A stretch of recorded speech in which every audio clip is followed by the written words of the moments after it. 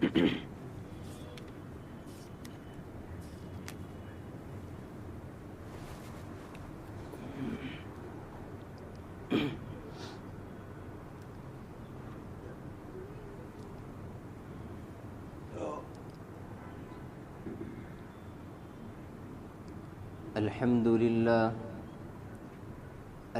لله وكفى وسلام على عباده الذين اصطفى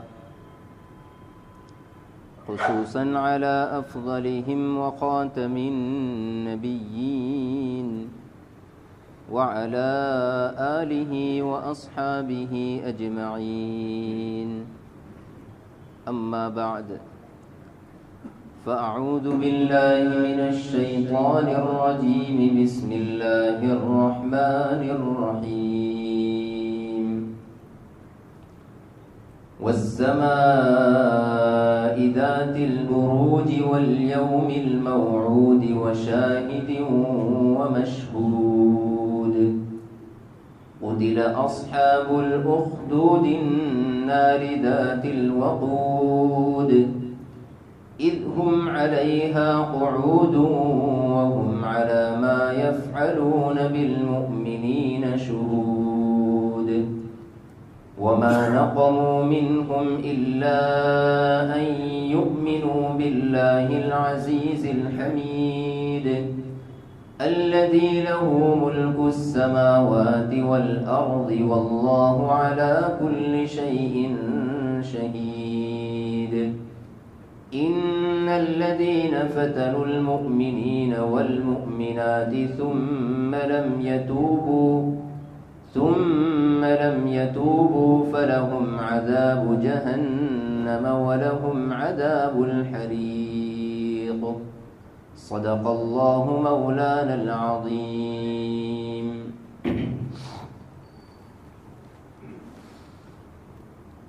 بزرگوں اور بھائیوں،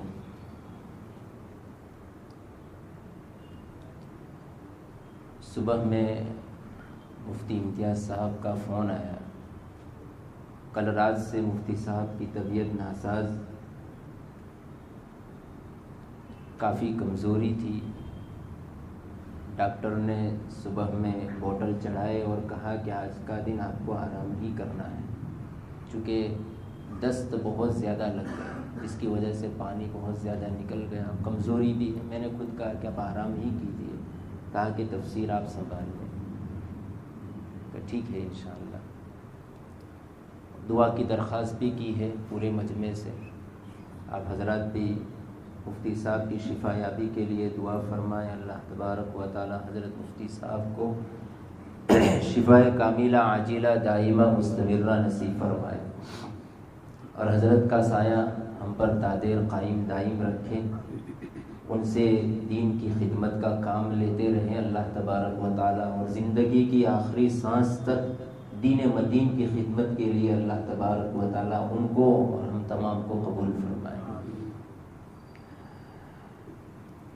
بزرگوں اور بھائیوں، جب مفتی صاحب کا فون آیا تو میں سوچ رہا تھا کس پر بات کی جائے.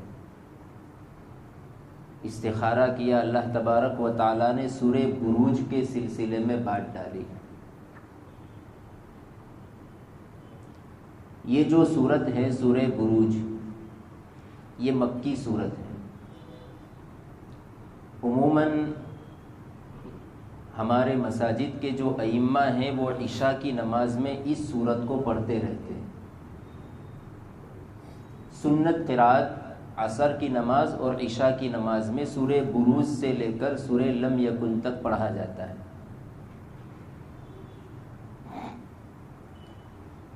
یہ جو سورت ہے سورہ بروج، اس کی جو ابتدائی آیات ہیں،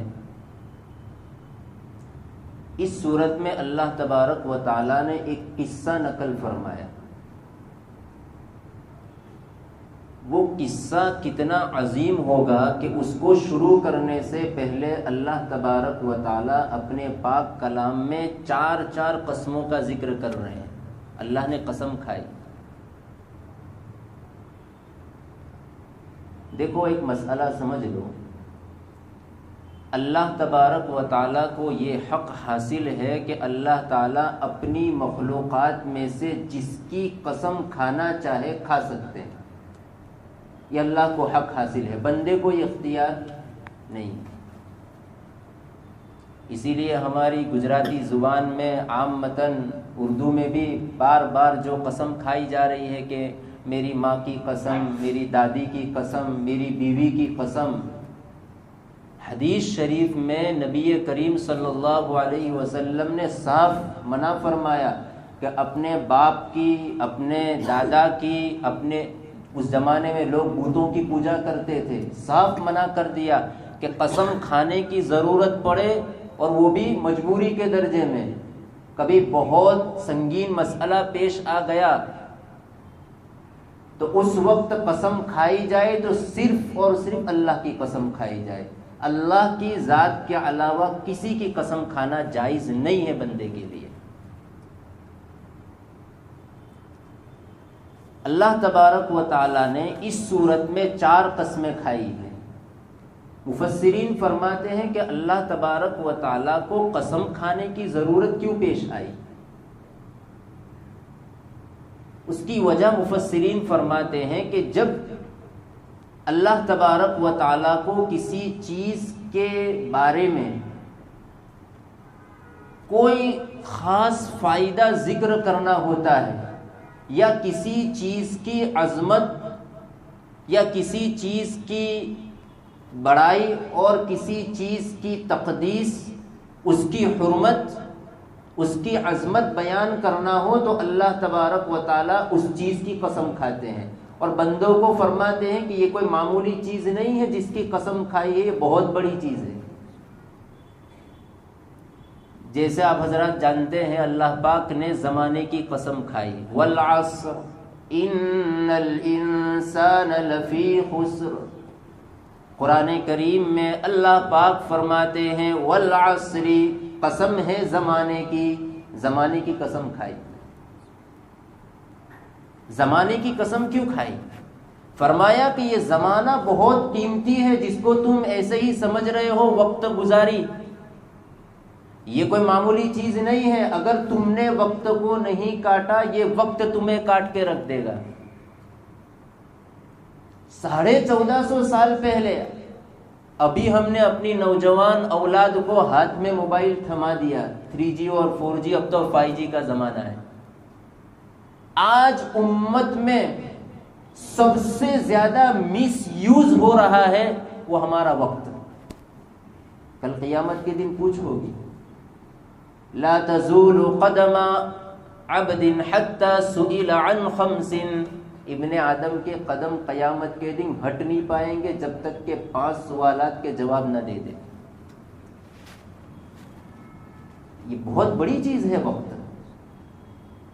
آپ علیہ الصلوۃ والسلام نے ایک روایت میں ارشاد فرمایا، کثیر مغبون کثیر فیہما من الناس. اکثر لوگ 2 چیزوں کے بارے میں بہت غفلت میں ہیں، ایک صحت اور فرصت.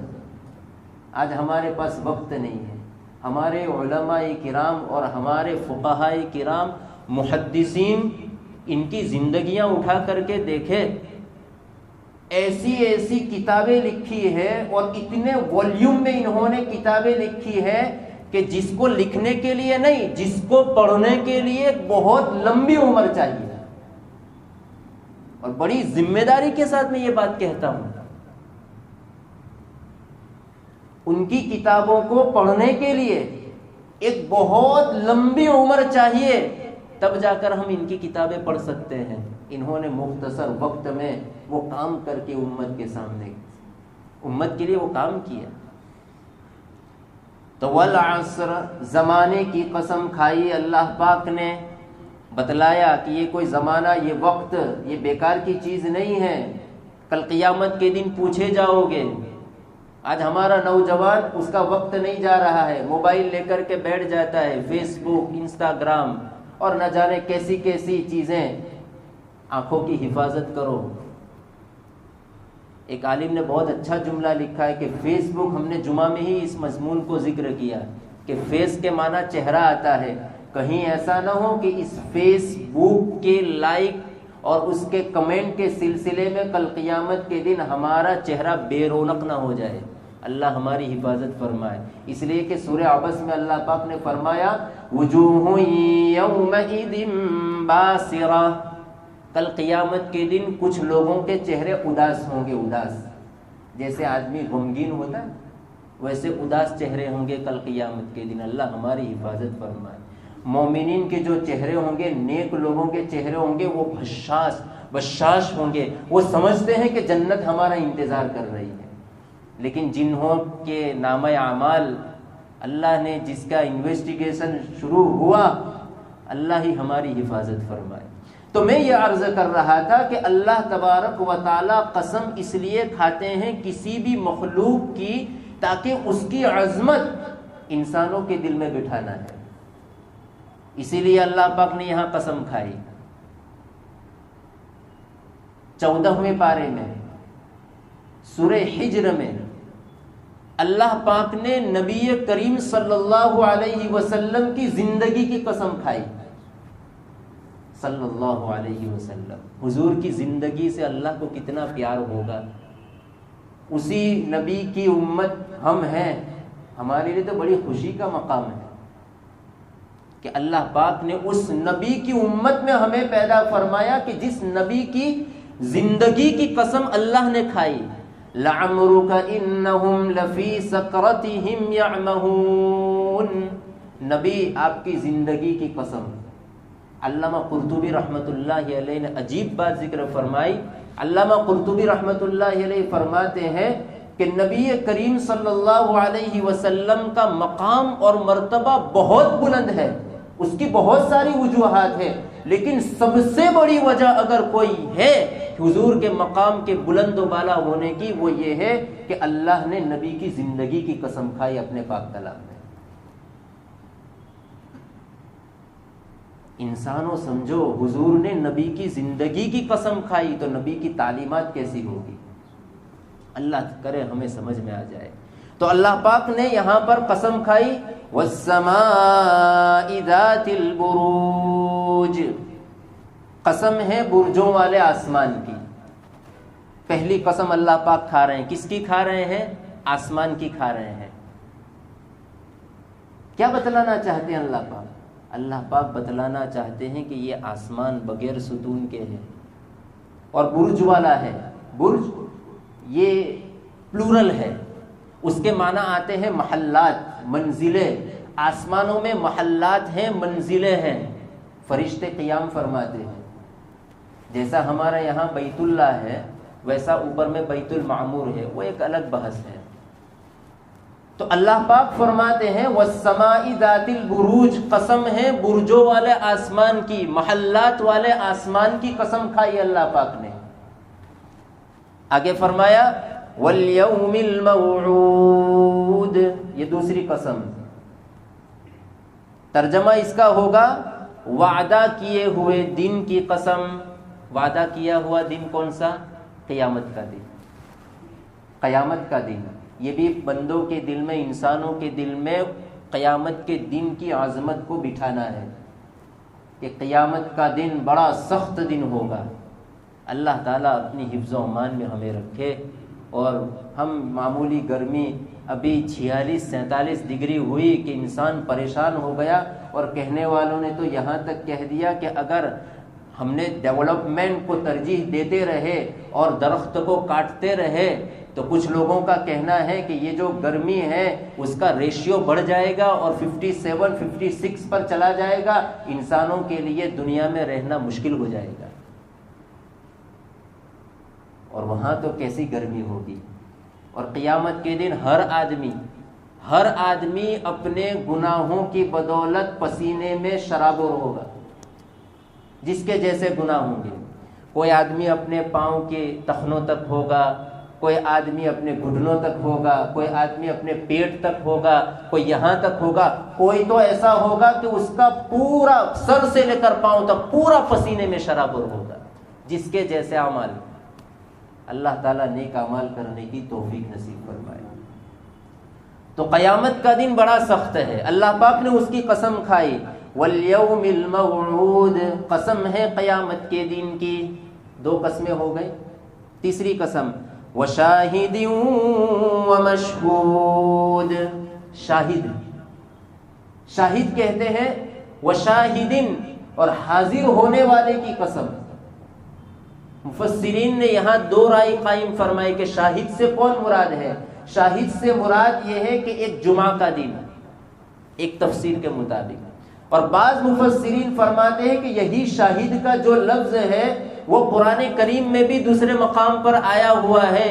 آپ بھی جانتے ہیں وہ آیت نبی کریم صلی اللہ علیہ وسلم کے باب میں اللہ پاک فرماتے ہیں اِنَّا أَرْسَلْنَاكَ شَاهِدًا وَمُبَشِّرًا وَنَذِيرًا. اللہ پاک فرماتے ہیں اے نبی ہم نے آپ کو شاہد، گواہی دینے والا بنا کر، مبشرن بشارت خوشخبری دینے والا بنا کر، ونذیرا اور ڈرانے والا بنا کر بھیجا ہے. تو یہاں پر بھی حضور اکرم صلی اللہ علیہ وسلم کی ذات بابرکت کے لیے شاہد کا لفظ استعمال ہوا. تو بعض مفسرین فرماتے ہیں کہ شاہد سے مراد یہاں پر حضور کی ذات بھی ہو سکتی ہے اور جمعہ کا دن. کیوں؟ اس لیے کہ جمعہ کا دن آتا رہتا ہے، حاضر ہوتا رہتا ہے، ہر ہفتے آتا ہے. یہ بھی بندوں کو بتلایا کہ جمعہ کا دن بڑا مبارک دن ہے. جمعہ کے دن میں پورے دن میں ایک گھڑی ایسی اللہ پاک نے رکھی ہے کہ جب کوئی بندہ صدق دل سے، سچے دل سے اللہ تبارک و تعالیٰ کے دربار میں اپنی حاجت کو پیش کرتا ہے، کوئی مصیبت ہے، کوئی تکلیف ہے، کوئی پریشانی ہے، اس کو دور کرنے کی اللہ پاک سے درخواست کرتا ہے، اللہ تبارک و تعالیٰ اس کی پریشانی کو دور کر دیتے ہیں. اور کسی حاجت کو طلب کرتا ہے تو اللہ تعالیٰ اس کی حاجت کو بھی پورا فرماتے ہیں. اس میں مختلف اقوال ذکر فرمائے ہیں. بعض حضرات نے فرمایا کہ جمعہ کے بعد کا وقت ہے، بعض حضرات نے فرمایا کہ جب خطیب بیٹھتا ہے، امام جب خطبہ دیتے ہیں نا. ایک مسئلہ سمجھا دوں، بات آ گئی ہے تو. امام جب پہلا خطبہ دیتا ہے اس کے بعد خطبہ دینے کے بعد بیٹھتا ہے. یہ جو بیٹھنے کا وقت ہے یہ 5 سیکنڈ کا وقت ہے، اس میں دعائیں قبول ہوتی ہے. لیکن فرمایا کہ یہاں پر اب ہاتھ اٹھا کر دعا نہیں مانگنا ہے، ہاتھ اٹھا کر دعا نہ مانگے. تو کیسے دعا؟ زبان سے بھی کچھ نہیں بولنا، کیونکہ حضور صلی اللہ علیہ وسلم کی حدیث ہے. بعض لوگ اس مسئلے کو حساسیت سے نہیں لیتے. یہ خطبہ جو ہے نا، امام صاحب خطبہ دیتے ہیں جمعہ کے دن، یہ خطبہ سننا واجب ہے، واجب. اگر اس وقت ہمارے پڑوس میں کوئی غلط کام کر رہا ہو تو اس کو ٹوکنا بھی جائز نہیں ہے. اور ہمارے یہاں تو خطبہ ایک طرف امام دے رہا ہے اور دوسری طرف کوئی پنکھا چالو کر رہا ہے، تو کوئی کیا کر رہا ہے، تو کوئی کھڑا ہو رہا ہے، کوئی بیٹھ رہا ہے. واجب ہے، واجب. ویسے ظہر کی 4 رکعت ہے، لیکن جمعہ کے دن 2 رکعت رکھی ہے فرض، اور جو 2 رکعت ہے وہ خطبے کے قائم مقام، تو وہ تو سننا واجب ہے. حضور صلی اللہ علیہ وسلم نے فرمایا جب خطیب خطبہ دینے کے لیے نکلے اس وقت نہ تو کوئی نماز ہے، فلا صلاۃ ولا کلام، نہ نماز ہے نہ کوئی کلام ہے، کچھ بھی نہیں. قرآن پڑھ رہے تھے، اب قرآن بند کر دو. نماز پڑھ رہے تھے، نماز بند کر دو. اس لیے کئی مسجدوں میں بیان کے بعد جو 5 منٹ کا وقت دیا جاتا ہے تو اس میں بعض لوگ بڑے اطمینان کے ساتھ نماز پڑھتے ہیں. یہاں تک دیکھا گیا کہ امام صاحب خطبہ شروع ہو جاتا ہے، آدھا خطبہ ہوتا ہے، پھر بھی نماز میں ہے. یہ تو حضور صلی اللہ علیہ وسلم کی حدیث کے سراسر خلاف. روایت میں حضور نے منع فرمایا، اب نہیں پڑھ سکتے آپ. اگر اتنا خشوع خضوع سے آپ کو پڑھنا ہے تو آپ جلدی آئیے. اذان اول سے جمعہ کا وقت شروع ہو جاتا ہے. جمعہ کے لیے کوشش کرنا اور سعی کرنا یہ واجب. اس کے بعد اگر کوئی کاروبار کرتا ہے تو اس کی فقہا اجازت نہیں دیتے ہیں، ناجائز ہے.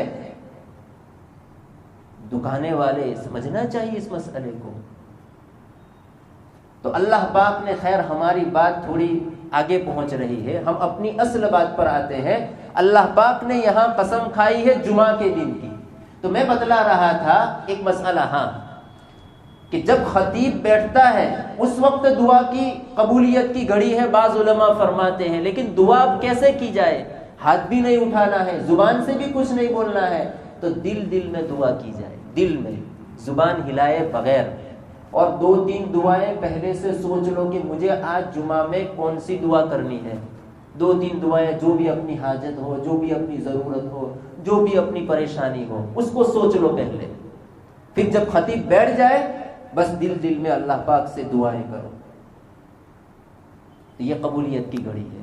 تو جمعہ، بعض حضرات فرماتے ہیں عصر کے بعد کا وقت ہے، عصر سے لے کر مغرب تک کے درمیان میں دعائیں قبول ہوتی ہیں جمعہ کے دن، اسی لیے تو کہا گیا کہ جمعہ کے دن سورہ کہف پڑھا کرو تو دجال کے فتنے سے بھی محفوظ رہو گے، جب دجال کے فتنے سے محفوظ رہو گے تو دوسرے بہت سارے فتنوں سے بھی محفوظ رہو گے۔ اللہ تعالیٰ عمل کی توفیق دے۔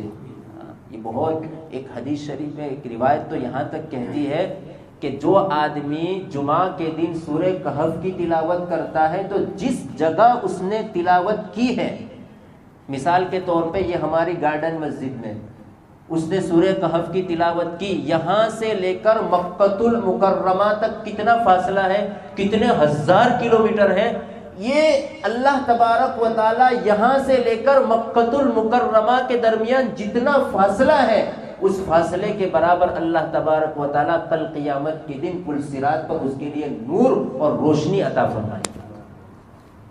کتنی بڑی فضیلت ہے، یہاں سے لے کر مکۃ المکرمہ تک جتنا فاصلہ ہے، اور وہاں پل صراط پر نور بہت ضرورت ہوگی عزیزو، نور تقسیم ہوگا، نور۔ پل صراط بڑا کٹھن راستہ ہے، کفار اور مشرکین اور منافقین ہوں گے، ان کے نور سلب کر لیے جائیں گے۔ جنت میں جانے سے پہلے یہ مرحلہ آتا ہے، حساب و کتاب ہوگا، اس کے بعد پل صراط پر سے گزرنا پڑے گا، اس کے نیچے دہکتی ہوئی جہنم ہے، اور وہ جو راستہ ہے اس کے ارد گرد آنکڑے ہیں، وہ گزرنے والے کو اپنی طرف کھینچتے ہیں، تو کئی لوگ ایسے ہوں گے وہ نیچے ہی گر جائیں گے، اللہ محفوظ رکھے۔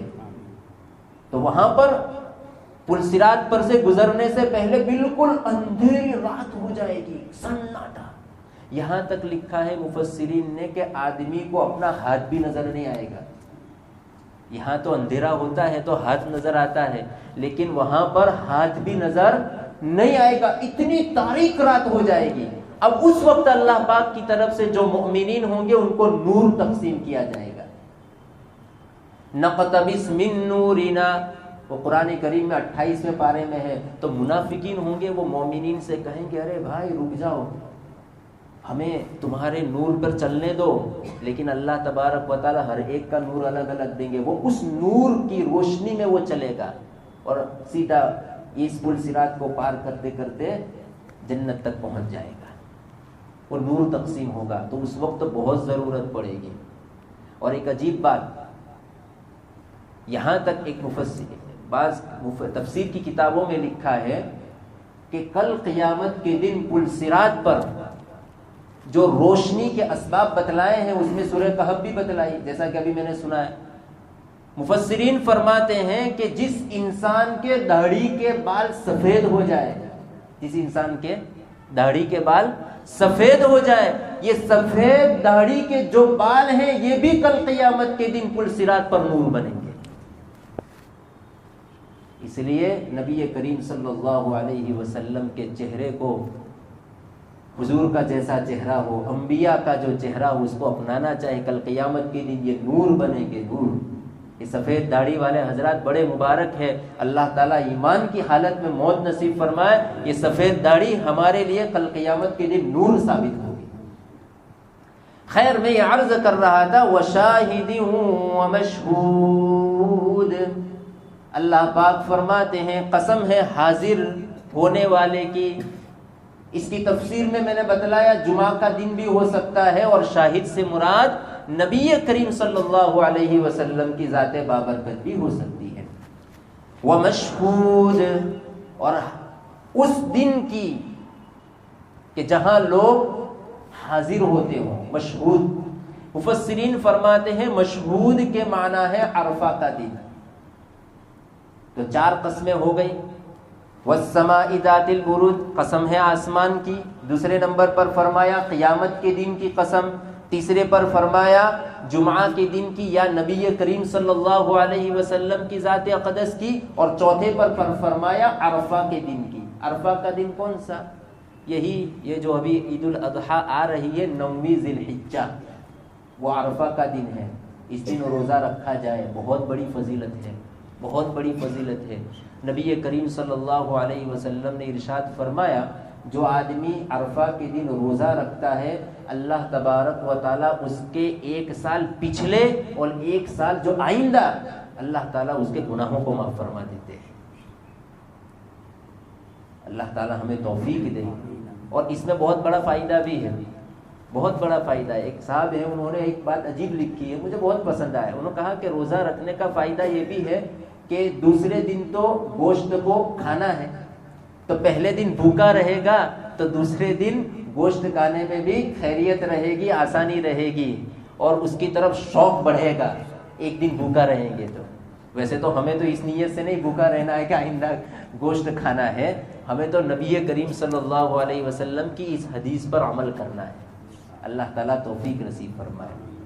تو اللہ پاک نے یہ عرفہ کا دن اس کی قسم کھائی ہے. یہ بھی عرفہ کا دن بڑا قیمتی اور بڑا عظمت والا دن ہے. روایت میں فرمایا کہ شیطان جو ہے، شیطان سب سے زیادہ مایوس اور اداس عرفہ کے دن ہوتا ہے، اس کے علاوہ کسی دن میں نہیں ہوتا ہے. اللہ تبارک و تعالیٰ ایسے ایسے لوگوں کو معاف فرماتے ہیں، ایسے ایسے لوگوں کو جہنم سے خلاصی عطا فرماتے عرفہ کا دن. اور ہمارا عرفہ کا دن کیسے گزرتا ہے؟ غفلت میں گزرتا ہے، غفلت میں گزرتا ہے. ہم ایک بات آپ سے عرض کرتے ہیں اور بڑی محبت کے ساتھ کہ ہم حج پر تو نہیں جا سکے، لیکن جو ہمارے حجاج کرام وہاں گئے ہیں ان کی تھوڑی مشابہت اختیار کر لو، تھوڑی سی مشابہت اختیار کر لو. وہ حج کے دنوں میں جو 5 دن ہے اس میں ناخن نہیں کاٹتے، ہم بھی نہ کاٹیں. وہ سر کے بال نہیں مڈاتے، ہم بھی بال نہ مڈائے. وہ عبادتوں میں مشغول ہے، ہم بھی عبادتوں میں مشغول رہیں. وہ نمازوں میں مشغول ہے، تلاوت میں مشغول ہے، ہم بھی مشغول رہیں. وہ گناہ کے کام نہیں کرتے، ہم بھی نہ کریں. یہ مشابہت اختیار کر لو. امید ہے، امید ہے. حضرت ڈاکٹر عبدالحی لکھنوی رحمۃ اللہ علیہ فرماتے ہیں کہ اللہ کی رحمت سے یہ بعید نہیں ہے، یہ بات دور نہیں ہے کہ جو رحمتوں کا نزول اللہ پاک وہاں مکۃ المکرمہ میں حجاج کرام کو کے اوپر وہ نزول فرمانے والے ہیں، اس کا حصہ اللہ تعالیٰ یہاں انڈیا میں بیٹھے بیٹھے بھی ہمیں عطا فرمائیں گے. کیوں؟ حاجی کی مشابہت اختیار کر لی. وہ کہا نے یا رب تیرے نبی کی شباہت لے کر آیا ہوں، حقیقت تو ہی بنا دے صورت لے کر گایا. تو حاجیوں کی مشابہت اختیار کر لو اور امید ہے کہ اس عمل کے اوپر اللہ تعالیٰ آئندہ سال ہمیں حج مبرور نصیب فرما دے. حج مبرور دعا کرو، جب بھی قبولیت کی گھڑی ہو تو اللہ پاک سے دعا کرو اللہ ہمیں حج مبرور نصیب فرما. حج مبرور بہت بڑی دولت ہے، بہت بڑی دولت. جس کو حج مبرور نصیب ہو گیا اس کے جب وہ حج کر کے واپس آتا ہے یہاں پر تو ایسے لوٹتا ہے جیسا کہ ابھی اس کی ماں نے اس کو جنا ہو. یعنی سارے صغیرہ کبیرہ سارے گناہ معاف ہو جاتے ہیں. یہ ہے حج مبرور. تو اللہ پاک فرماتے ہیں ومشہود، عرفہ کے دن کی قسم. اس کے بعد یہ 4 قسمیں کھائی، آسمان کی قسم، قیامت کی قسم، جمعہ کے دن کی قسم، نبی کریم صلی اللہ علیہ وسلم کی ذات اقدس کی قسم اور عرفہ کے دن کی قسم. یہ 4 قسمیں کھانے کے بعد اب اللہ پاک وہ قصہ ذکر فرماتے ہیں.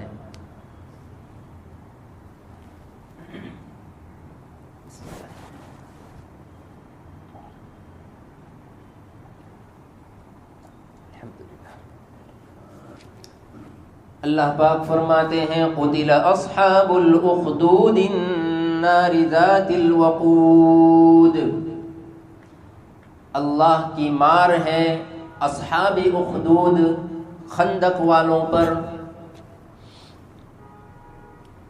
مفسرین فرماتے ہیں کہ یہ جو واقعہ پیش آیا یہ نبی کریم صلی اللہ علیہ وسلم کی بعثت سے 70 سال پہلے. کتنے سال پہلے؟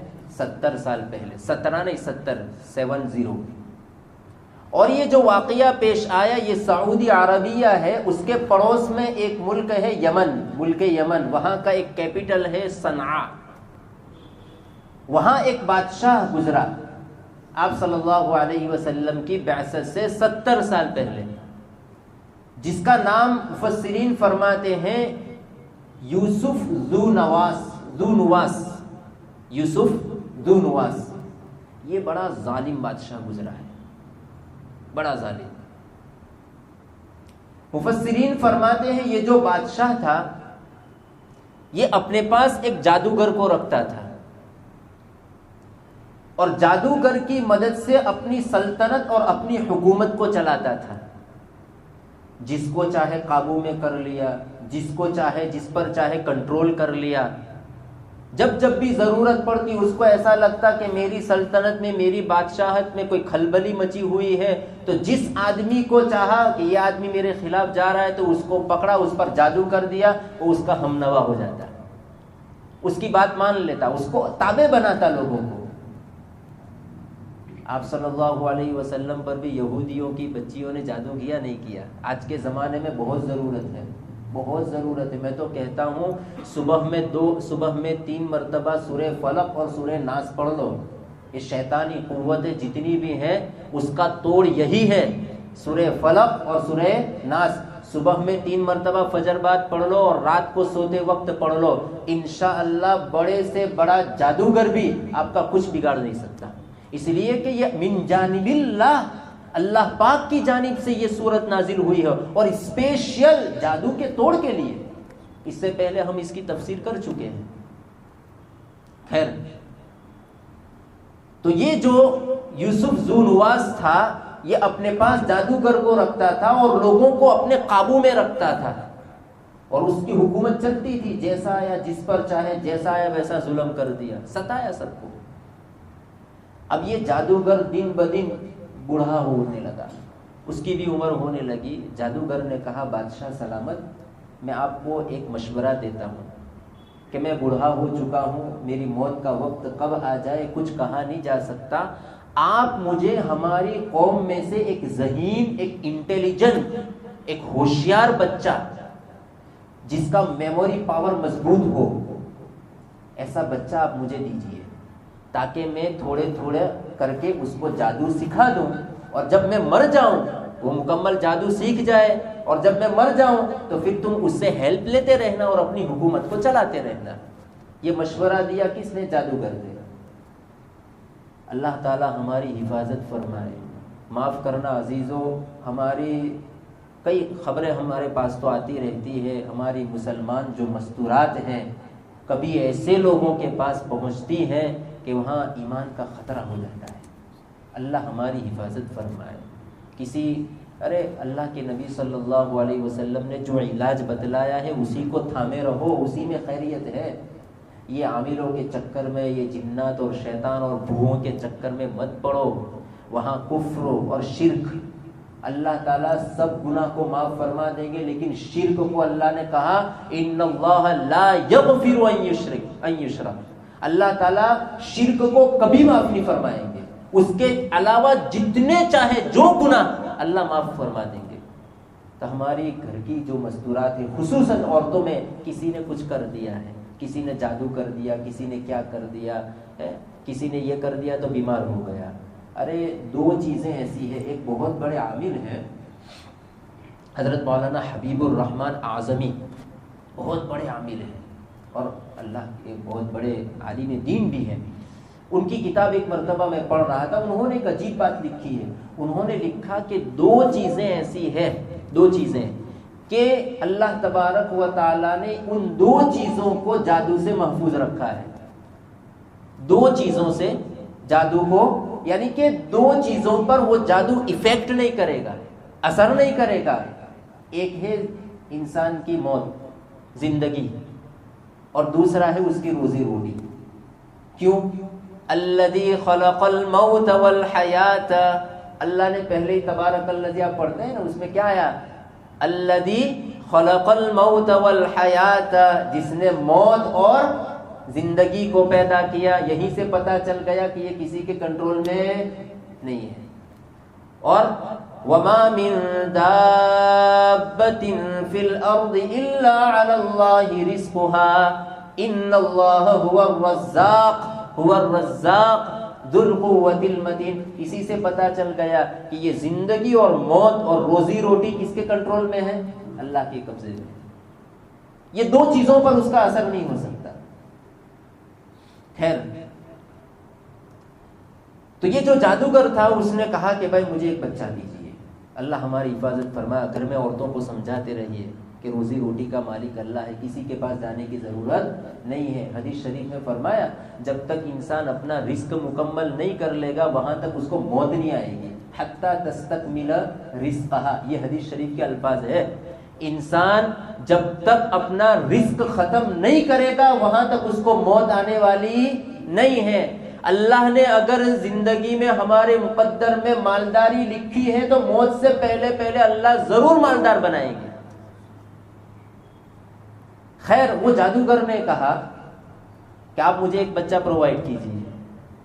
چنانچہ قوم کا ایک انٹیلیجنٹ بچہ، ہوشیار ذہین، اس بچے کو لایا گیا. اس کے ماں باپ کو کہا کہ دیکھو ہم تمہارے بچے کو ہمارے دربار میں جادو سیکھنے کی اجازت دے رہے ہیں.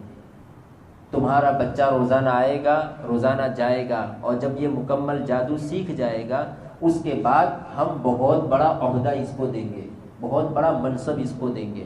ماں باپ لالچ میں آ گئے اور بچے کو دے دیا. اب وہ جو جادوگر تھا اس جادوگر نے اس کا ایک وقت مقرر کر دیا اس بچے کا، اور یہ کہا کہ فلاں وقت میں تجھے میرے پاس آنا ہے، اتنا وقت میرے پاس رہنا ہے، اس کے بعد تجھ کو واپس جانا ہے. وہ بچہ روزانہ آتا رہا، جاتا رہا، آتا رہا، جاتا رہا. اب دیکھو یہ بچہ تو جادو سیکھنے کی غرض سے جا رہا تھا، آ رہا تھا، لیکن اللہ پاک کو اس بچے سے اپنے دین کا کام لینا تھا. اللہ پاک کی مشیت ہوتی ہے، اللہ تعالیٰ جس سے چاہتے ہیں دین کا کام لے لیتے ہیں. اسلام کی اور ایمان کی فضاؤں کو اللہ پاک چلا دیتے ہیں. اللہ کسی کا محتاج نہیں ہے. اللہ چاہے تو اللہ تعالیٰ کسی فاجر اور فاسق آدمی سے بھی اس دین کا کام لے سکتے ہیں. ہم محتاج ہیں، اس لیے کسی گنہگار کو دیکھ کر کے اس کو طعنہ نہیں دینا چاہیے. انسان برا نہیں ہے، اس کا عمل برا ہے. ہم جو قرآن کریم ابھی ہم پڑھ رہے ہیں، اعراب زبر زیر پیش وغیرہ کو لگانے والا کون ہے؟ حجاج بن یوسف. اس کی تاریخ پڑھو، اس کی ہسٹری پڑھو. کتنے صحابہ کو قتل کیا، کتنے تابعین کو قتل کیا، لیکن اللہ پاک نے کیسا کام لیا. آج ہم قرآن کریم میں زبر زیر پیش نقطے وغیرہ جو پڑھ رہے ہیں اس کی نگرانی میں یہ پورا کام ہوا ہے. خیر وہ ایک الگ بات ہے. تو میں یہ عرض کر رہا تھا کہ اس بچے سے اللہ پاک کو کام لینا تھا. اب یہ بچہ روزانہ جادوگر کے پاس آتا جاتا. اتفاق سے اس کے جو آنے جانے کا جو راستہ تھا درمیان میں ایک بہت بڑے عالم دین کا مکان تھا. اور وہ جو زمانہ تھا نبی کریم صلی اللہ علیہ وسلم کی بعثت سے پہلے حضرت عیسیٰ علیہ السلام کی شریعت کا زمانہ تھا. اور وہ جو عالم دین تھے، بزرگ تھے، وہ اللہ پاک کی کتاب حضرت عیسیٰ علیہ السلام پر جو نازل ہوئی انجیل، اس کے یہ عالم تھے.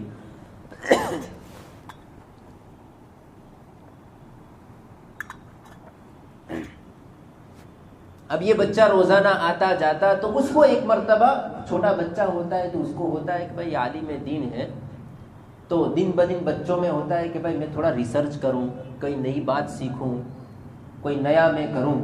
تو اس کو ایک مرتبہ ایسے ہی شوق پیدا ہو گیا اور یہ کہا کہ چلو میں عالم دین کی جو مجلس لگتی ہے اس کے پاس جاؤں، وہ کیا تعلیم دیتے ہیں. یہ بچہ وہاں پہنچا ہے اور وہاں پہنچنے کے بعد اس عالم دین کے پاس پہنچے. کہا آپ کیا پڑھتے ہیں؟ تو انہوں نے اللہ پاک کی کتاب انجیل جو حضرت عیسیٰ علیہ السلام پر نازل ہوئی تھی. اب ہمارے زمانے میں تو انجیل میں رد و بدل ہو گیا ہے، کوئی انجیل ہے ہی نہیں.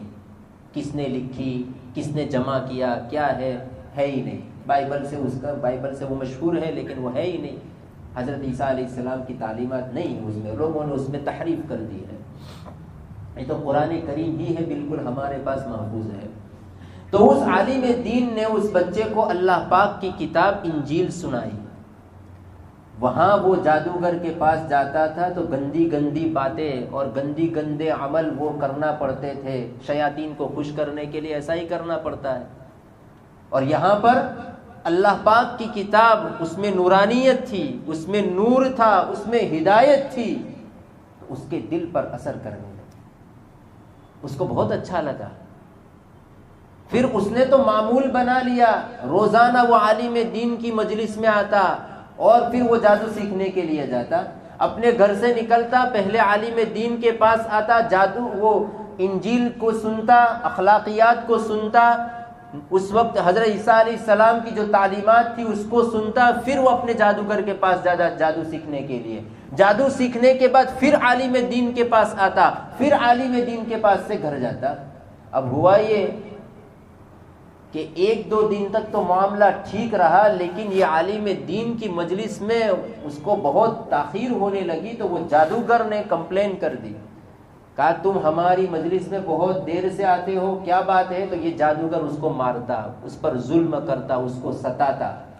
اب یہ پھر واپس عالم دین کی مجلس میں جاتا. گھر جانے کے بعد گھر والے پوچھتے کہ بھائی جادو تو تمہارا اتنا ہی وقت ہے، تو گھر والے بھی اس کو مارتے تھے.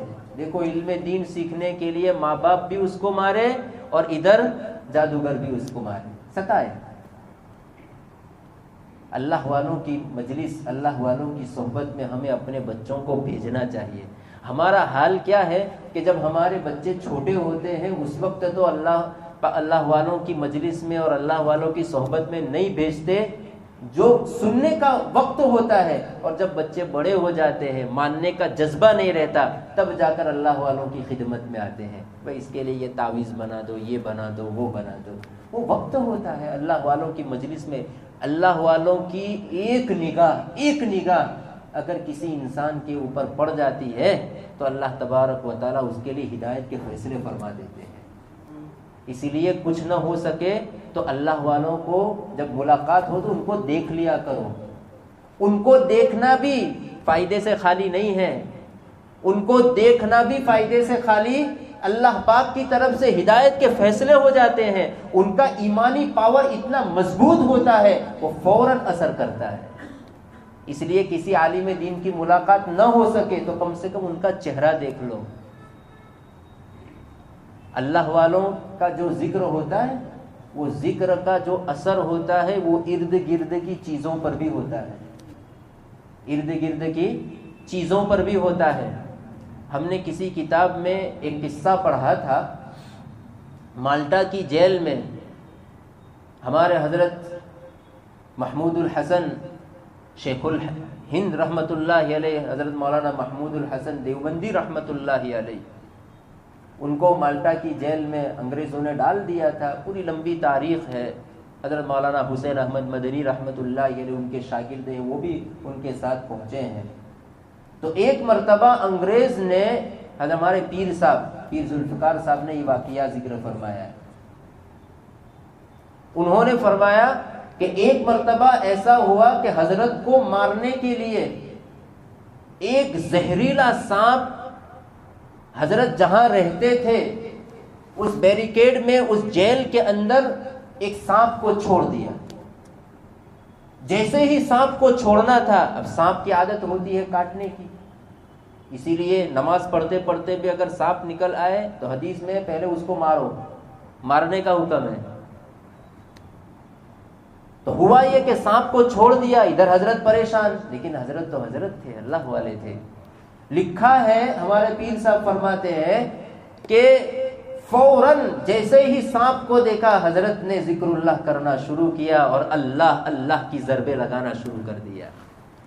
اس کا اثر یہ ہوا کہ جتنی دیر حضرت ذکر اللہ میں مست رہے، ذکر اللہ میں مشغول ہوئے، جتنی دیر مشغول ہوئے ذکر اللہ میں، یہ سانپ بھی حضرت کے ساتھ اللہ کے ذکر میں مشغول ہوتا ہے. جب ذکر ختم ہوا وہ سانپ وہاں سے نکلا، جس نے چھوڑا تھا اسی کو ڈس کے ختم کر دیا۔ میں نے کہا اللہ والوں کے پاس، اللہ والوں کی صحبت اختیار کرنا، یہ آپ لوگ جو اتوار کو آتے ہیں یہ بہت بڑی چیز ہے، اس کو معمولی نہ سمجھے، یہ توفیق خداوندی سمجھے، بہت بڑی بات ہے اور بہت قابل مبارکباد ہے۔ چھٹی کا ایک دن ہوتا ہے، پورے ہفتے تو کام کاج میں آپ لوگ رہتے ہیں، لیکن ایک ہفتے میں بھی دین کی مجلس میں پابندی سے آپ کی حاضری ہوتی ہے، اللہ کے یہاں اس کا بہت بڑا اجر ملے گا۔ کب کس کے لیے ہدایت کا فیصلہ ہو جائے ہم کہہ سکتے نہیں ہیں۔ تو میں یہ عرض کر رہا تھا کہ اللہ والوں کی صحبت کا اثر ہوتا ہے۔ تو وہ جو عالم دین تھے انہوں نے انجیل سنائی، ان کے اخلاقیات کی بات کی، اسلامیات کو سمجھایا، ایمان کو سمجھایا، وہ بچے کو بہت اچھا لگا، زیادہ تر وقت وہ عالم دین کو دینے لگا۔ اب ہوا یہ کہ دھیرے دھیرے پتہ چلا بادشاہ کو کہ بھائی یہ جو بچہ ہے، یہ بچہ دن بدن بڑی تیزی کے ساتھ جادو سیکھنے کے بجائے دوسری تعلیم کو حاصل کر رہا ہے، اس کا کچھ کرنا چاہیے، پوچھنا چاہیے، چونکہ لوگ اس کے پاس آتے تھے۔ ایک مرتبہ ایسا ہوا کہ یہ بچہ اپنے گھر سے نکل رہا تھا تو درمیان میں دیکھا کہ بہت بڑا مجمع ہے، ٹریفک جام ہے، آنے جانے کا راستہ بلاک ہو چکا ہے۔ یہ بچہ عالم دین کے گھر جا رہا تھا، راستے میں بھیڑ بھاڑ ہے، اس نے دیکھا کہ آنے جانے کا راستہ نہیں ہے، لوگوں سے پوچھا کیا بات ہے، کہا کہ ایک بہت بڑا اژدہا اور یا ایک بہت بڑا شیر راستے میں آ چکا ہے، جس نے راستہ روک کے رکھا ہے، اور اتنا بڑا ہے، اتنا خطرناک ہے کہ کسی کی ہمت نہیں ہوتی۔ اس بچے کے دل میں پہلے ہی سے ایمان کی چنگاری چمک اٹھی تھی، اس نے سوچا کہ آج امتحان ہو جائے گا۔ ابھی تو وہ سیکھ رہا تھا دین کو، اس نے اس نیت سے ایک پتھر، ایک چھوٹا سا کنکر اپنے ہاتھ میں لیا، اور لینے کے بعد اس نیت سے اس نے نیت کی کہ اگر میں جس کے پاس دین سیکھنے جاتا ہوں، جس عالم دین کے پاس، جس راہب کے پاس، اگر یہ اپنے دین میں سچا ہے تو اس کے ذریعے سے، اس پتھر کے ذریعے، اس کنکر کے ذریعے سے یہ شیر مر جائے۔ اس نیت سے اس نے صرف ایک کنکری ماری، کنکری مارنا تھا، اللہ پاک کی طرف سے ہوتا ہے، وہ شیر وہیں کا وہیں مر گیا۔ شیر مر گیا، لوگوں نے دیکھا کہ ایک کنکری سے شیر مر گیا، اس کی کرامت ظاہر ہو گئی، لوگوں میں بات پھیل گئی، کیا بات ہے، یہ تو بہت بڑی کرامت ہو گئی بچے کی۔ پوری قوم کے لوگ اس کے پاس آتے، کہا میں بیمار ہوں، میرے لیے، کہا کہ دیکھو بیماری ٹھیک کرنے والے میں نہیں ہے، اللہ ہوں، اللہ ہے، اللہ ہے، اللہ کون ہے، اللہ کی معرفت کرواتا۔ لوگ دن بدن اسلام میں داخل ہونے لگے، یمن کے لوگ دھیرے دھیرے دھیرے، کوئی اپنی پریشانی لے کر کے آتا، کوئی حاجت لے کر کے آتا، یہ دعا کہ اللہ پاک سے دعا فرماتے، اس کی حاجت پوری ہو جاتی۔ پورے شہر کے اندر مشہور ہو گیا کہ اس طریقے کا ایک بچہ ہے، لوگ اس کے پاس اپنی ضرورت لے کر کے جاتے ہیں، وہ دعا کرتا ہے اور اللہ کا نام لے کر وہ ساری کی ساری پریشانیاں دور ہو جاتی ہے۔ بادشاہ کے دربار میں ایک اندھا آدمی تھا، نابینا تھا، وہ بادشاہ کا بہت قریب تھا۔ اس کے کان میں جب بات پہنچی تو اس نے سوچا کہ مجھے بھی جانا چاہیے، مجھے بھی جانا چاہیے اس بچے کے پاس۔ اس بچے کے پاس گیا کہ دیکھو تم میرے لیے میری آنکھوں کو ٹھیک کر دو۔ بچے نے کہا کہ آنکھوں کو ٹھیک کرنے والا میں نہیں، اللہ ہے، اللہ تعالیٰ ٹھیک کرتے ہیں۔ کہا کہ میری آنکھیں ٹھیک ہو جائے، کہا کہ آنکھیں ٹھیک ہو جائے گی، اسلام لے آؤ گے اس شرط پر؟ کہا ٹھیک ہے۔ اس نے دعا کر دی، اس کی آنکھیں ٹھیک ہو گئی، نابینا تھا، اندھا تھا، اب دیکھتا ہو گیا۔ بادشاہ کے دربار میں پہنچا، بادشاہ نے کہا اتنے سال تک تو اندھا رہا، آخر کیا بات ہے، کس نے تجھے ٹھیک کیا؟ کہا میرے مالک نے مجھے ٹھیک کیا۔ بادشاہ نے کہا تیرا مالک تو میں ہوں، تیرا مالک تو میں ہوں، کوئی دوسرا مالک نہیں ہے۔ کہا میرا مالک اللہ ہے۔ بادشاہ بہت غصے میں آ گیا، کانپنے لگا، یہ ہمارے شہر میں کیا ہوا؟ اس کو یہ خطرہ محسوس ہوا کہ لوگ اللہ کو اپنا مالک سمجھ لیں گے تو میری بادشاہت ختم، لوگ میرے سامنے جھکتے ہیں، میرا کہنا مانتے ہیں، اب کون دوسرا مالک پیدا ہو گیا؟ اس نے تحقیق کی اپنی پولیس اور اپنی فوج کے ذریعے سے، پتہ چلا کہ ایک راہب ہے، ایک اللہ والا ہے، ایک عالم دین ہے، اس نے کسی بچے کو سکھایا، اس بچے کے ذریعے سے یہ سارا کا سارا معاملہ پورے شہر میں پھیلا ہے۔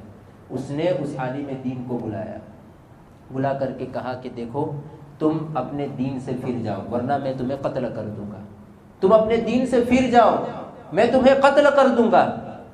وہ راہب نے کہا میں اپنے دین سے نہیں پھر سکتا۔ اس نے ایک آڑا منگوایا، اس کے 2 ٹکڑے کر دیے، اس عالم دین کو شہید کر دیا۔ اس اندھے کو بلایا، اس اندھے کو بھی اس نے مار ڈالا، چونکہ وہ بھی اللہ پر ایمان لے آیا تھا۔ اب باقی رہا بچے کو بلایا گیا، بچے کو دیکھو بیٹا، ہم نے تم کو جادو سیکھنے کے لیے ہمارے دربار میں آنے کی اجازت دی تھی، آپ کو جادو سیکھنا ہے، آپ یہ کیا کر رہے ہیں؟ کبھی اس کو آپ دین کی دعوت دے رہے ہیں، مالک تو میں ہوں اور کوئی نہیں ہے، کوئی خدا نہیں ہے، العیاذ باللہ، اس طریقے کی بات کہنے۔ لیکن بچہ ٹس سے مس ہونے والا نہیں تھا، صاف کہہ دیا میرا رب اللہ ہے، میرا رب اللہ ہے۔ اب یہ بادشاہ نے اس بچے کو قتل کرنے کا ایک پلان بنایا۔ بادشاہ نے اپنی فوج، اپنے پولیس کو بلایا کہ اس بچے کو پہاڑ پر لے جاؤ اور پہاڑ پر لے جا کر کے اوپر سے اس کو نیچے گرا دو۔ یہ لوگ پولیس والے اس کو لے گئے، لیکن اللہ کا کرنا ایسا ہوا، اللہ پاک کی طرف سے بچے کو پتا چلا کہ یہ لوگ مجھے مارنے کے لیے آ رہے ہیں۔ بچے نے دعا کی، باری تعالیٰ یہ لوگ مجھے مارنے کے لیے آ رہے ہیں، اللہ میری حفاظت فرما، میری مدد فرما، اس مشکل گھڑی میں آپ ہی ہیں، اس مصیبت سے مجھے نجات عطا فرمائیے۔ اللہ پاک کی طرف سے ایسے حالات ہوئے، ارتھ کویک ہوا، زلزلہ آیا، اور جو لوگ اس کو گرانے کے لیے گئے ہیں وہ سارے کے سارے زلزلے میں مر گئے، اور یہ بچہ صحیح سالم بادشاہ کے دربار میں واپس آ گیا۔ بادشاہ نے دیکھا کہ بچہ واپس آ گیا، کیا ماجرا ہے؟ کہا کہ وہ سارے کے سارے مر گئے، زلزلہ آیا، یہ باقی بچ گیا۔ بادشاہ نے دوسرا ایک پلان بنایا، کچھ لوگوں کو تیار کیا کہ اس بچے کو، چونکہ اس کی کرامت لوگوں میں مشہور ہو چکی تھی، کہا اس بچے کو کسی بھی طریقے سے گھومنے کے بہانے دریا میں لے جاؤ، کشتی میں بٹھا کر، بیچ میں جب کشتی پہنچ جائے تو کشتی کو الٹ دینا اور اس بچے کو دریا میں ڈال دینا۔ اس کو لے گئے کسی بھی طریقے سے، کسی وقت میں جانے کے بعد بیچ دریا میں آ کر کے ارادہ کیا اس کو ڈالنے کا دریا میں۔ یہ بچہ سمجھ گیا، وہاں پر بھی اس نے دعا کی۔ ہوا یہ کہ اللہ پاک ایسی تیز آندھی چلی اور ایسی تیز ہوائیں چلی کہ یہ پوری کی پوری جو کشتی تھی وہ الٹ گئی، اور یہ بچہ تیرتے تیرتے کنارے پہنچ گیا، اور وہ جو اس میں کشتی میں تھے وہ سارے کے سارے غرق ہو گئے۔ اب یہ ایک طرف بادشاہ اس بچے کو مارنے کا پلاننگ کر رہا ہے، اور دوسری طرف اللہ پاک کی طرف سے ایسے فیصلے اور ایسی مدد آ رہی ہے، سمجھ میں نہیں آ رہا ہے کہ اس بچے کو کس طریقے سے قتل کیا جائے، اور اس مسئلے کو، اس فتنے کو کس طریقے سے دبایا جائے تاکہ میری حکومت باقی رہے۔ لوگ اسلام لا رہے تھے دن بدن، اور یہ روکنا چاہ رہا تھا لوگوں کو اسلام سے۔ بچے نے بادشاہ کو کہا، بادشاہ اگر مجھے مارنا ہے ایک ترکیب میں بتاتا ہوں، اس ترکیب سے تو مجھے مارے گا تو میں مروں گا۔ بادشاہ، اس کو تو اپنی حکومت سے مطلب تھا، اس کو معلوم نہیں تھا کہ یہ جو کھیل کھیلنے جا رہا ہے وہ بالکل الٹا ہونے والا ہے۔ بچے نے کہا کہ دیکھو آپ کو مجھے مارنا ہی ہے تو آپ پورے یمن کا، پورے شہر والوں کو ایک میدان میں جمع کرو، وہاں پر ایک لکڑی اس کو اوپر کرو، وہاں مجھے لٹکاؤ، اور وہاں لٹکانے کے بعد جو میں جملہ کہتا ہوں، جو نام میں کہتا ہوں، اس نام کو بول کر کے آپ مجھے تیر مارو، میں مر جاؤں گا۔ بچے نے دین کے خاطر قربانی دی، اپنے آپ کو شہید ہونا گوارا کر دیا دین کے خاطر۔ بادشاہ نے ایک وقت میں اعلان کر دیا سارے شہر والے ایک جگہ جمع ہو جاؤ. ایک میدان میں لوگ جمع ہو گئے. ایک لکڑی لائی گئی, بچے کو لٹکایا گیا. بچے نے کہا کہ اب تم وہ جملہ بولو. کیا جملہ؟ کہ بسمی ربی ھذا الغلام. اس بچے کا جو رب ہے, اس بچے کا جو رب ہے, اس رب کے نام سے میں یہ تیر چلاتا ہوں. بچے نے کہا کہ اس نام کے ذریعے سے تم بولو اور اس کے بعد تیر پھینکو. اس بادشاہ نے نام لیا بسم ربی ھذا الغلام اور پھر تیر چھوڑا. جیسے ہی تیر چھوڑنا تھا وہ تیر بچے کی کن پٹی میں لگا. مفسرین فرماتے ہیں کہ جیسے ہی کن پٹی میں لگنا تھا خون کے فوارے اڑنے لگے. بچہ وہیں تڑپ تڑپ کے شہید ہو گیا. ادھر وہ جو پورا مجمع تھا اس نے وہ جملہ سنا کہ بسم ربی ھذا الغلام. یہ بچہ نہیں مر رہا تھا, لیکن جب اللہ کا نام لیا تو یہ بچہ بھی شہید ہو گیا. معلوم ہوا کہ یہ بچے کا دین صحیح ہے, یہ حق پر ہے, یہی مذہب ہے ہمارا. ہم اس کے علاوہ کسی مذہب کو ماننے والے نہیں ہیں. ایک دو نہیں, اس مجمع میں 12,000 لوگوں نے اسلام قبول کر لیا. 12,000. بادشاہ پریشان. یوسف ذونواز کہہ رہا ہے کہ میں نے تو لوگوں کو سمجھا, لوگوں کے اپنا رعب اور دبدبا بٹھانے کے لیے کام کیا, یہ تو پورا کا پورا کھیل الٹ گیا. فوراً غصے میں آ گیا اور کہا کہ جتنے بھی مسلمان ہیں, جتنے بھی اسلام لائے ہیں, ان سب کو میں عذاب دوں گا, ان سب کو جلاؤں گا. اپنی فوج کو, اپنی پولیس کو حکم دیا کہ بڑے بڑے گڑھے کھودے جائے, خندق کھودی جائے. اب قرآن کریم میں ہم آگے بڑھتے ہیں. اللہ پاک فرماتے ہیں قتل اصحاب الاخدود النار ذات الوقود. اب یہاں سے واقعہ شروع ہو رہا ہے. قرآن نے تو اتنا ہی کہا, مفسرین نے اپنی اپنی تفاسیر میں اس کی تفسیر بیان فرمائی ہے. اب بادشاہ نے حکم دیا کہ آگ کو جلایا جائے اس خندق کے اندر. کافی دنوں تک آگ جلتی رہی اور جتنے بھی مسلمان 12,000 مسلمان تھے, مسلمان اس میں بچے بھی تھے, مرد بھی تھے, عورتیں بھی تھی. یہ پولیس والے اور یہ ساری کی ساری فوج یہ 1-2-4 مسلمانوں کو لاتی اور اس آگ میں ڈال دی, زندہ جلایا گیا. قرآن کہہ رہا ہے قتل اصحاب الاخدود, اللہ کی مار ہو خندق والوں پر. النار ذات الوقود, ان آگ والوں پر. ذات الوقود, ایسی آگ بھڑکائی گئی جو ایندھن سے بھری ہوئی تھی. لوگوں کو لاتے رہے, مسلمانوں کو اس میں زندہ جلاتے رہے اور مسلمان خوشی خوشی زندہ جلتے رہے. کوئی بھی اسلام اور اپنے دین سے ہٹا نہیں. یہ جو ابھی ماحول ہے, ابھی زمانہ ہے, یہ چھٹائی کا زمانہ ہے, یہ چھٹائی کا دور ہے. اللہ تعالیٰ ایمان پر ہم تمام کو ثابت قدم رکھے. حالات کے تھپیڑے سے گھبرانا نہیں چاہیے, ایمان پر مضبوطی سے جمے رہو. ایک مرتبہ نبی کریم صلی اللہ علیہ وسلم کعبۃ اللہ میں بیٹھے ہوئے تھے. حضرت خباب بن الارت رضی اللہ تعالی عنہ حضور کے پاس آئے. یا رسول اللہ, کتنی تکلیف ہے مشرکین کی جانب سے.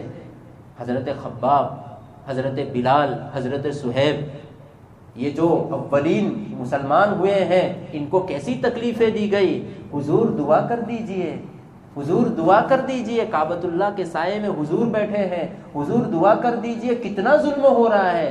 حضور صلی اللہ علیہ وسلم نے فرمایا خباب ابھی سے ڈر گئے, ابھی سے گھبرا گئے.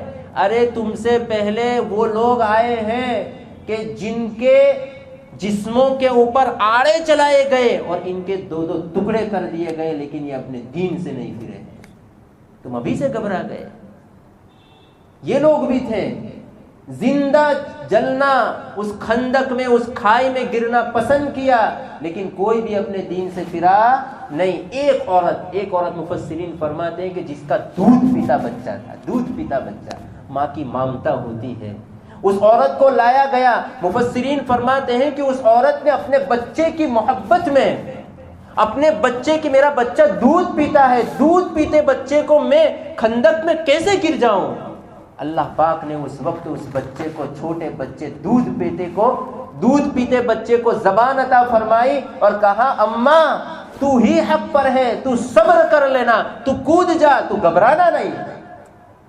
بچے کی جب آواز سنی ماں بھی اس خندق میں کود گئی اور وہاں پر، لیکن اللہ پاک کا عجیب نظام تھا. مفسرین فرماتے ہیں کہ جتنے بھی لوگوں کو انہوں نے، بادشاہ کے پولیس نے اور بادشاہ کی فوج نے جن لوگوں کو زندہ جلایا، اللہ پاک کا کرنا ایسا ہوا کہ ادھر تو ان کو کھائی میں ڈالا گیا، ابھی آگ چھونے سے پہلے اللہ پاک نے ان کی روحوں کو قبض کر لیا اور فوراً جنت پہ پہنچا دیا.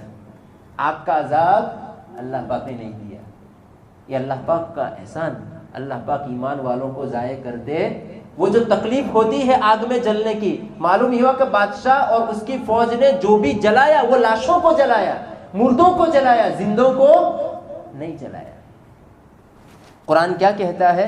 اذ هم علیہا قعود وهم علی ما یفعلون بالمؤمنین شہود. جب یہ خندق والے اس کے اوپر بیٹھے ہوئے تھے، قعود کے معنی بیٹھنا، وَهُمْ عَلَى مَا يَفْعَلُونَ بِالْمُؤْمِنِينَ شُهُودٌ، اور وہ لوگ مشاہدہ کر رہے تھے، دیکھ رہے تھے، تماشا مسلمانوں کا کر رہے تھے.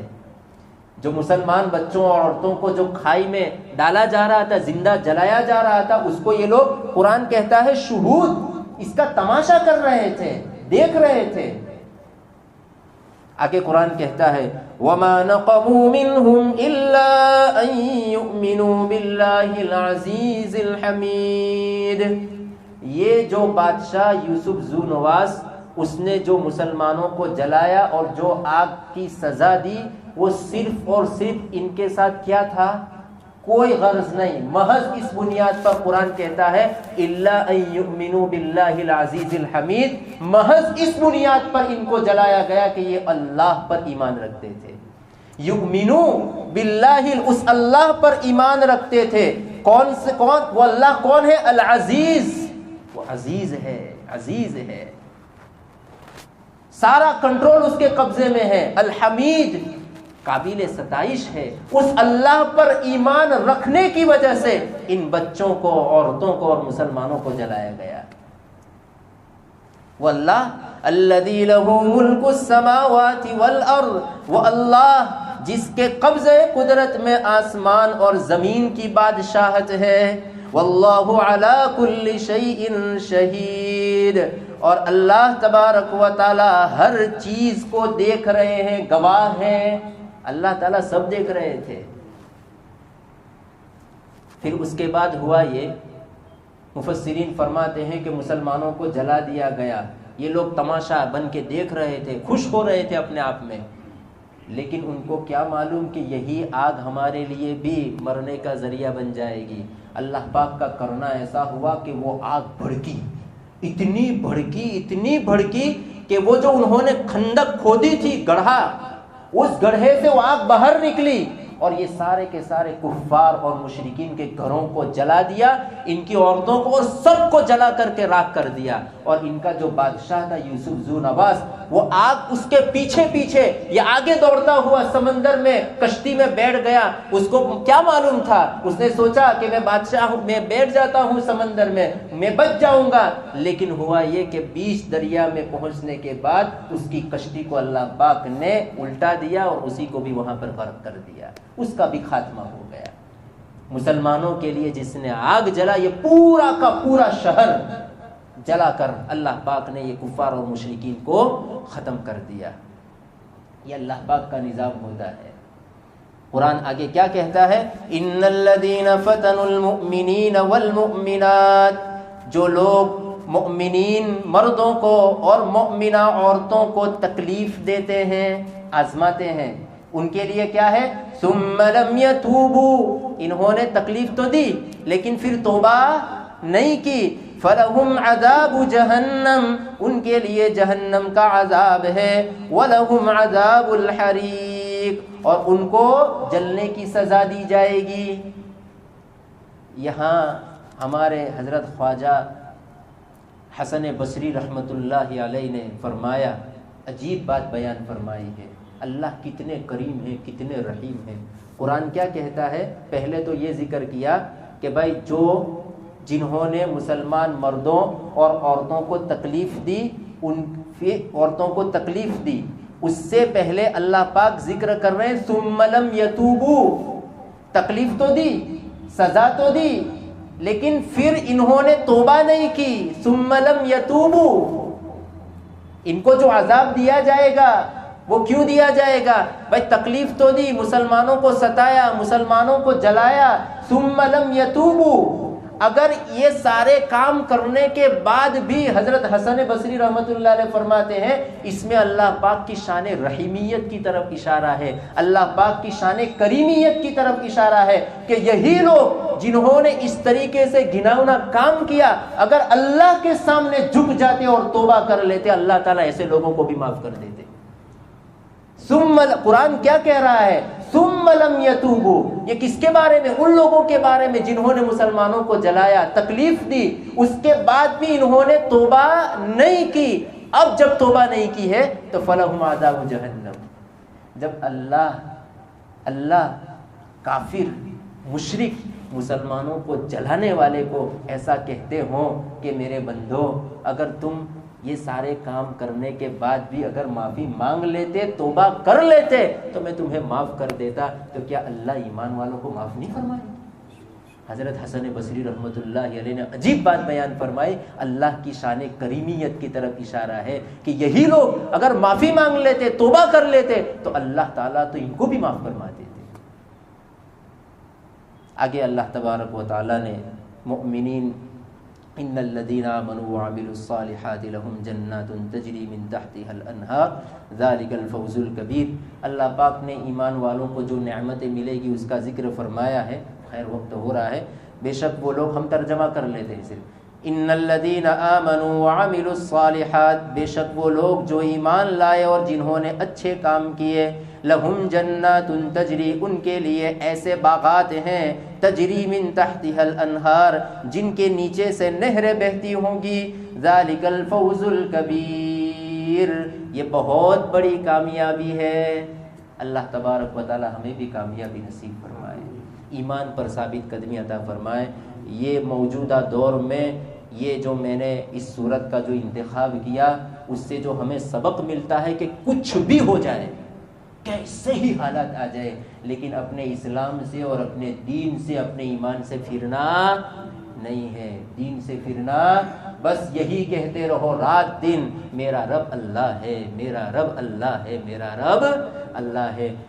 قیامت سے پہلے ایسا وقت آنے والا ہے عزیزو کہ فتنہ ہمارے گھر میں آ جائے گا، اور ہمارے گھر میں حضور نے فرمایا کہ جب فتنہ تمہارے گھر میں آئے تو تم اپنی جہاں نماز پڑھتے ہو جس روم میں، وہاں تم چلے جانا، باہر مت نکلنا۔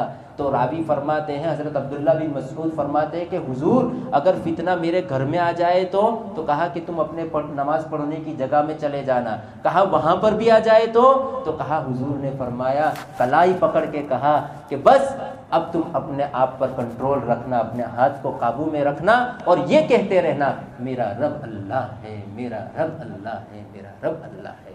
وآخر دعوانا الحمدللہ رب العالمین۔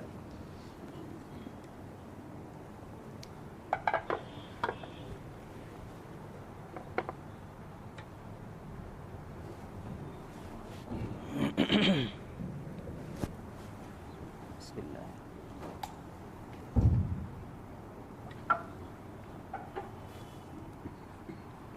الحمدللہ الحمدللہ۔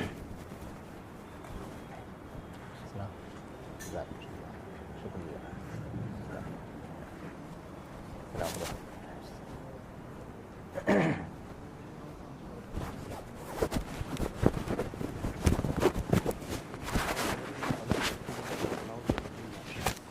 پڑھتے رہا کرو، اس کو معوذتین کہتے ہیں حدیث شریف میں۔